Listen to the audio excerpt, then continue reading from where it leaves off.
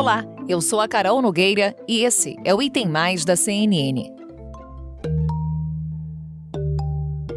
Quase um mês depois do presidente Jair Bolsonaro dizer que o Ministério da Saúde estudava rebaixar o status da Covid-19 no Brasil de pandemia para endemia, o governo federal reconheceu que não cabe à pasta fazer um anúncio como esse. Na realidade, o que está na gestão do ministro Queiroga é decretar o fim da emergência de saúde pública de importância nacional.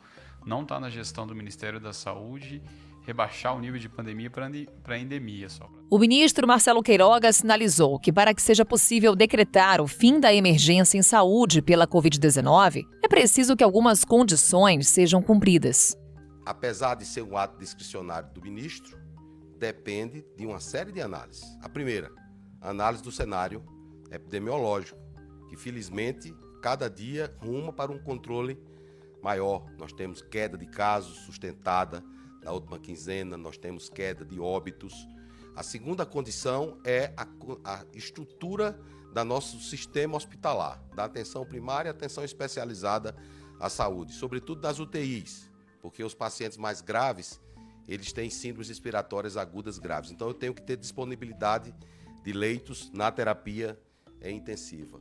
O terceiro ponto é ter determinados medicamentos que podem ter ação mais eficaz no combate à Covid-19 na sua fase inicial, para impedir que essa doença evolua para a forma grave. A maior preocupação é com a grande quantidade de normas editadas pelo governo e pela Anvisa, que só tem validade enquanto durar a emergência sanitária. De acordo com o Ministério da Saúde, são aproximadamente 240 medidas nessa situação. As vacinas contra a Covid-19 são um exemplo. Imunizantes como o Coronavac não possuem registro definitivo e só podem ser usados durante a emergência sanitária.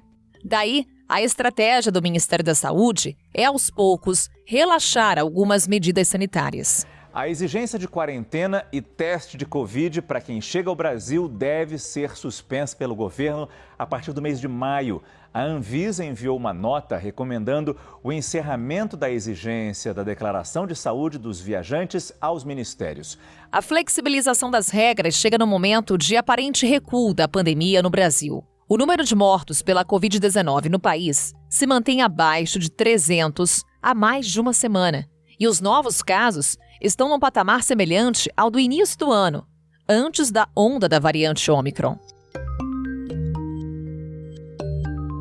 Nesse episódio do Item Mais, vamos falar sobre o atual cenário da pandemia de Covid-19 aqui no Brasil. Para isso, convidamos Alberto Chebabo. Ele é médico infectologista, presidente da Sociedade Brasileira de Infectologia. Dr. Chebabo, sempre um prazer lhe receber aqui no Item Mais uma vez bem-vindo. Prazer, eu sempre gosto de estar com vocês aí nesse programa para esclarecer as dúvidas aí.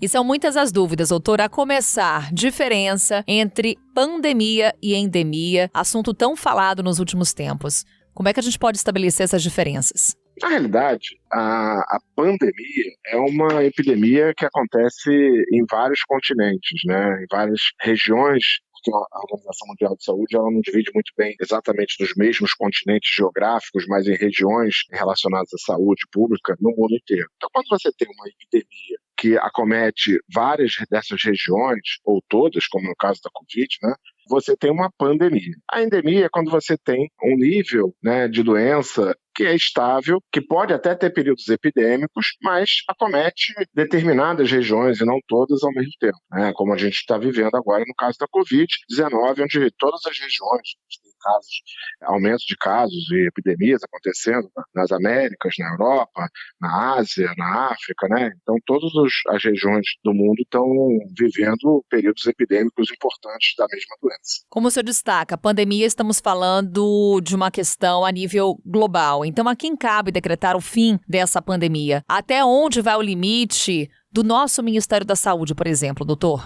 O fim da pandemia só cabe à própria Organização Mundial de Saúde. Ela vai considerar que, em determinado momento, baseado nos critérios epidemiológicos, no cenário epidemiológico mundial, aquela emergência de saúde pública de caráter mundial, ela se finalizou. Ou seja, a pandemia já fala, né? Uma situação mundial.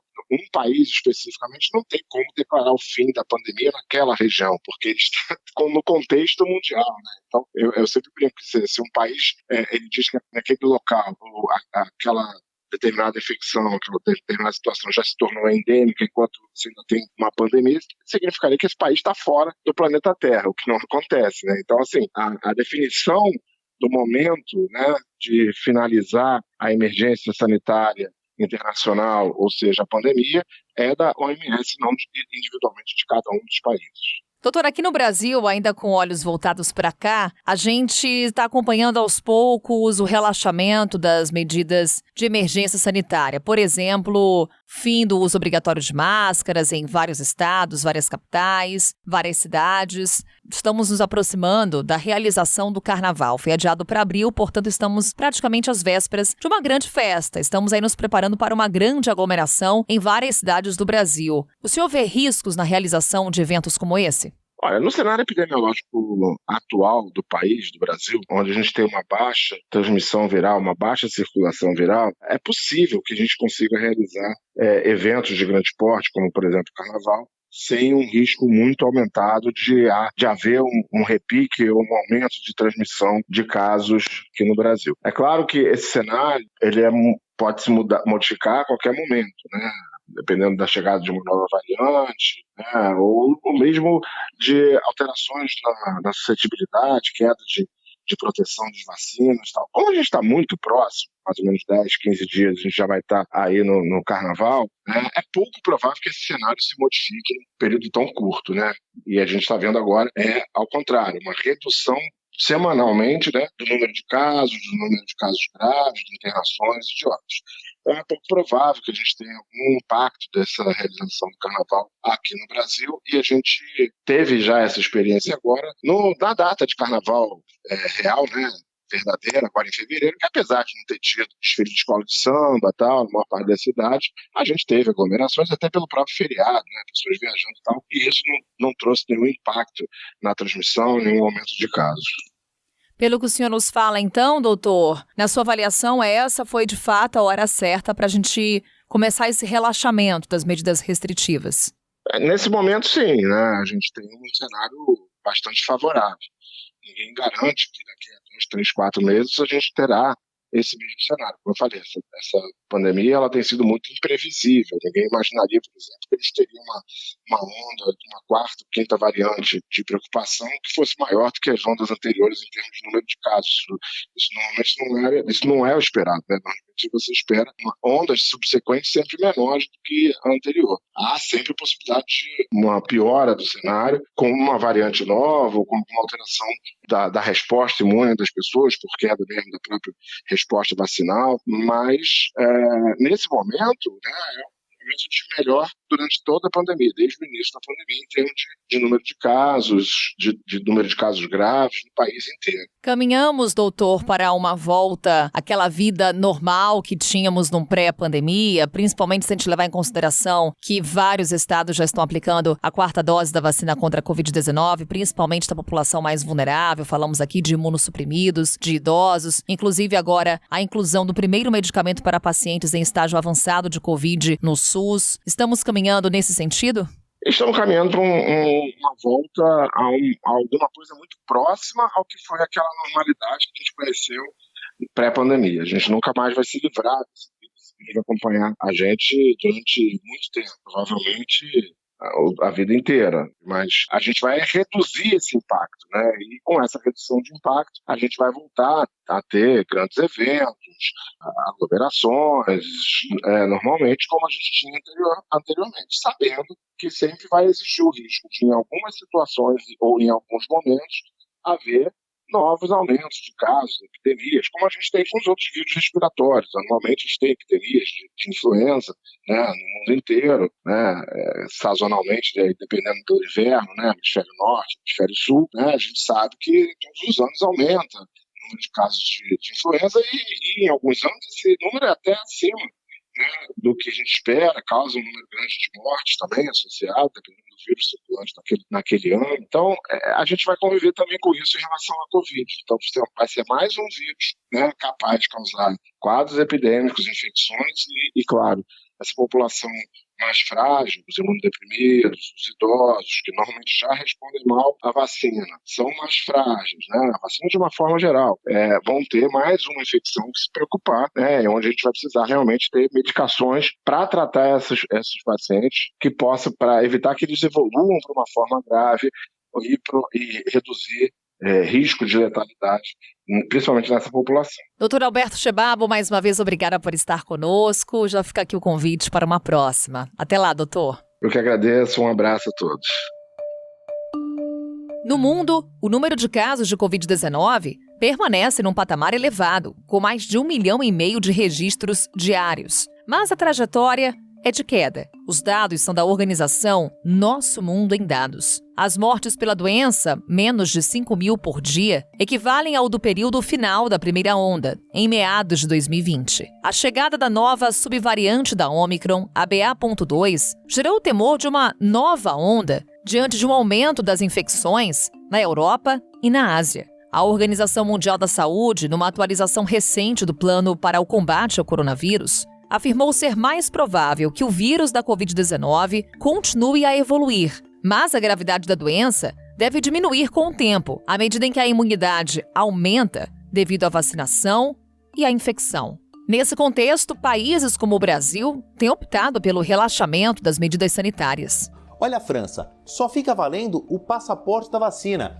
Pode sair em público sem usar máscaras e não há mais limitações de público. Dinamarca e Noruega praticamente tiraram todas as suas restrições, seguindo ali um modelo da Finlândia. Não precisa mais usar máscaras em público na Dinamarca, não há mais limite de ocupação de pessoas em teatros, restaurantes, bares e nem o passaporte da vacina é requerido, por exemplo, na Dinamarca. Já a Noruega continua exigindo teste de vacinação dos turistas que chegam ao país. A Áustria acabou com um duro lockdown que foi colocado no final do ano passado, mas ainda mantém com o passaporte da vacina. Porém, na China, um novo lockdown deixou o mundo apreensivo. Na Ásia, as bolsas fecharam majoritariamente em queda, isso depois do anúncio de lockdown em Xangai. O confinamento vai ser feito em 2 etapas e é considerado um dos mais restritivos lockdowns já anunciados na China desde o início da pandemia. Com a previsão de queda na demanda chinesa por causa dos lockdowns, os preços do petróleo caem mais de 5% agora pela manhã para cerca de $111. Na segunda parte desse episódio, vamos focar nas diferentes estratégias ao redor do mundo no combate ao coronavírus. Recebemos Ethel Maciel. Ela é médica, epidemiologista, professora da Universidade Federal do Espírito Santo. Doutora Ethel, sempre muito bom lhe ter por aqui no Item Mais. Bem-vinda. Obrigada, Carol. Um prazer estar aqui no Item Mais. Doutora, a gente está, nessa segunda parte do episódio, traçando um comparativo do que está acontecendo no mundo com relação à pandemia de Covid-19. A gente tem países como o Brasil no momento de flexibilização de várias medidas sanitárias, como, por exemplo, muitos estados tirando a obrigatoriedade do uso de máscaras. Porém, temos a China, Xangai, nesse momento, com o lockdown mais rígido desde o início da pandemia. Aí eu lhe pergunto, doutora, quem está certo, quem está errado? Ou é um comportamento que varia conforme a realidade de cada país? Então, Carol, é exatamente isso. Os dois estão, de certa forma, corretos, porque nós temos número de casos, de internações e o próprio sistema de saúde, o que ele pode receber, né, de pessoas, a pressão que ele pode receber, que depende um pouco de cada país, de cada estado, né, de cada município, olhando aqui mais internamente. Mas, Carol, eu queria falar sobre um documento que saiu no dia 30 de março da Organização Mundial de Saúde, preparando os países, né, signatários das Nações Unidas, onde o Brasil também faz parte, para o cenário de fim, né, de controle da pandemia em 2022, mas chamando a atenção, Carol, que a gente tem, a Organização Mundial de Saúde coloca 3 possíveis cenários. Nós temos o cenário que é, vamos dizer, aquele mais esperado, que a Organização Mundial de Saúde está aí prevendo, né, principalmente depois da Ômicron, que nós tenhamos casos, mas casos que sejam mais leves, que não tenham tanta pressão no serviço de saúde, que tenham menos gravidade, mas que a gente vai precisar vacinar com uma certa regularidade, assim como a gente faz com a gripe. A gente tem a possibilidade do cenário 2, que seria o melhor cenário, que é aquele que a gente não precisaria mais de se vacinar, nós não teríamos variantes de preocupação surgindo pela evolução do vírus, e esse seria o melhor cenário, né? E a gente tem o pior cenário, que é aquele que a gente pode ter surgimento de variantes altamente transmissíveis, que podem escapar das nossas vacinas e que a gente vai precisar remodelar vacinas com rapidez, produzir, distribuir, e aí, né, a gente poderia ter um número maior de mortos. Então, esse documento da Organização Mundial de Saúde traz uma grande mensagem, que é a manutenção da preparação desses sistemas de saúde dos países para, dependendo do cenário que a pandemia, né, e que essa doença, que ela acontecer, o país esteja preparado. Então, Carol, a gente não pode desmontar aquelas ações que foram feitas. Por exemplo, nós precisamos garantir a nossa capacidade de testar, diagnosticar e tratar, porque agora nós temos medicamentos, inclusive aprovado pela Anvisa ontem, o primeiro antiviral contra a Covid, né? A gente tem aí especificamente o medicamento da Pfizer, e nós tivemos também, ainda não está incorporado no SUS, a gente teve a incorporação pela Conitec do primeiro medicamento, aquele que era um medicamento que já existia no país para tratamento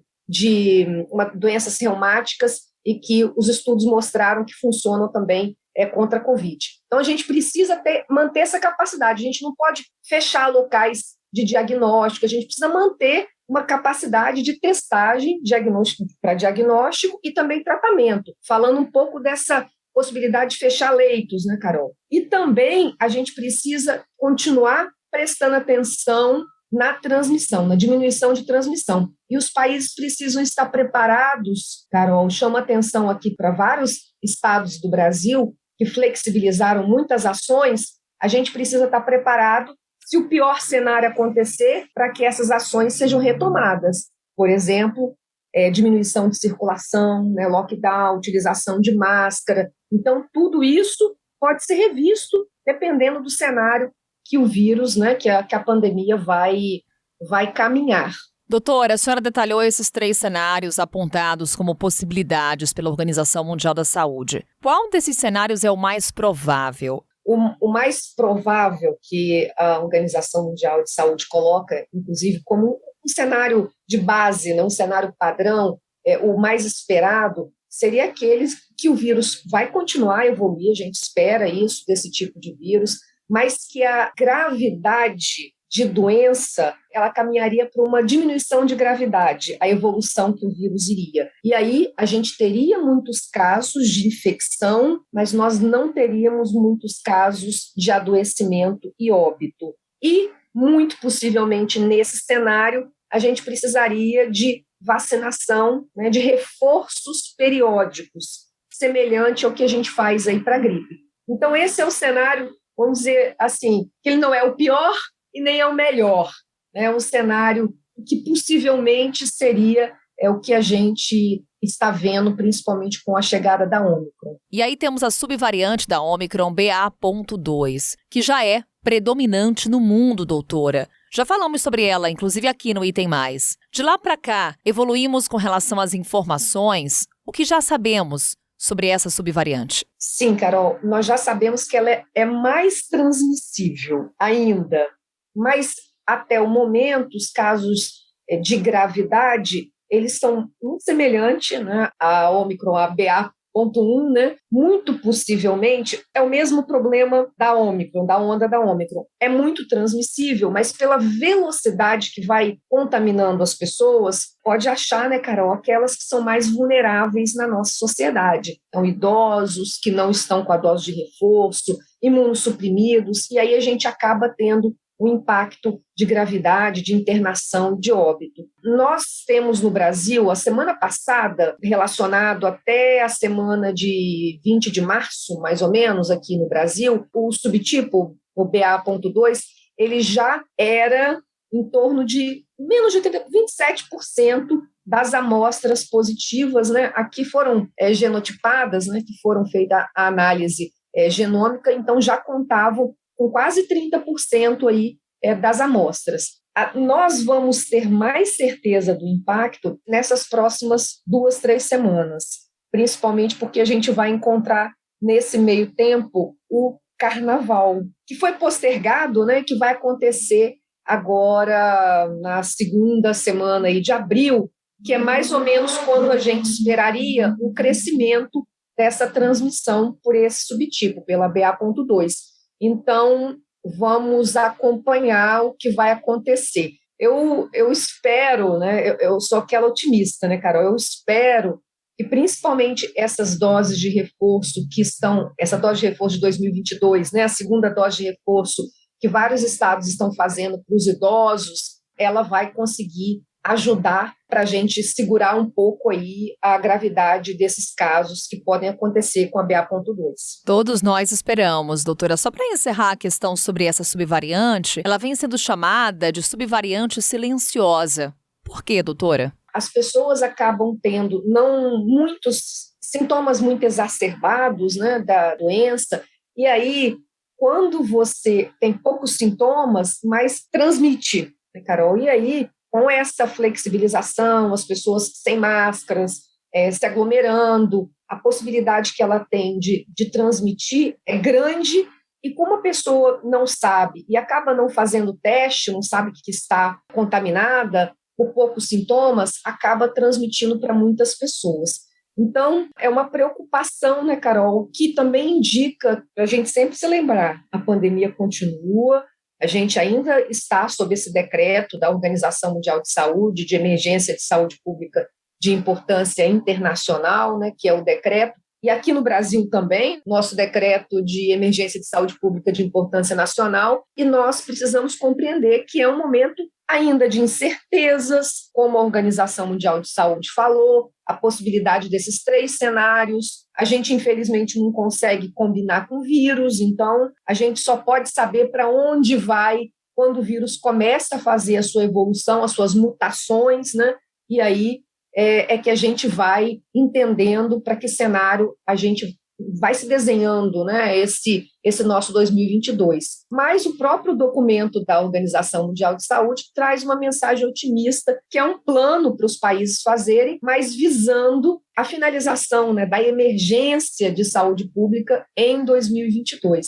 Então, vamos acompanhar, né, Carol, passando a informação ainda para a população de que é preciso se cuidar, é preciso ainda manter cuidados com o distanciamento, com a utilização de máscara, mesmo que os decretos estejam sendo flexibilizados, principalmente para aquelas pessoas que são mais vulneráveis na nossa sociedade, né? Os nossos idosos, as pessoas que têm uma doença que diminui a resposta imunológica. Então, todas essas pessoas precisam continuar se protegendo e todos aqueles que estão no entorno delas. Sem dúvida, doutora, recado valioso. Mais uma vez, obrigada por essa conversa aqui conosco e até uma próxima oportunidade. Obrigada, Carol. Um abraço a todos que nos acompanharam aqui nesse episódio.